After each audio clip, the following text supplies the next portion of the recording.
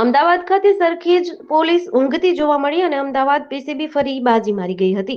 Sarkhej Makarba મહમદપુરા road Falcone માર્ટસની ગલી શ્રીરામ મોટર્સની બાજુમાં આવેલ બ્લુ રોસ્ટ કેફેમાં ગેરકાયદેસર ચાલતું હુક્કા બાર ઝડપી પાડ્યું છે.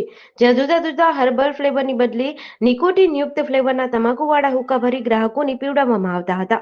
પીસીબીએ હુક્કા બારના ફ્લેવરના પેકેટ નંગ 41, હુક્કા નંગ 30, ફોલ પેપર નંગ 2, ચિલમ નંગ 30, ચીપીઓ નંગ 2, હુક્કાની પાઇપ નંગ 35, ફિલ્ટર નંગ 252, રોકડા ₹2250, બિલ બુક નંગ 2 મળી કુલ કિંમત ₹47,208ની મત્તાનો મુદ્દામાલ જપ્ત કરી આ કેફેનું સંચાલન દિગ્વિજયસિંહ રહેવાસી ગાંધીનગર તથા અબ્દુલ હમીદ દ્વારા કરાતું હતું અને કાફેના મેનેજર તરીકે આમિર ફિરોઝખાન પઠાણ નોકરી કરતો હતો.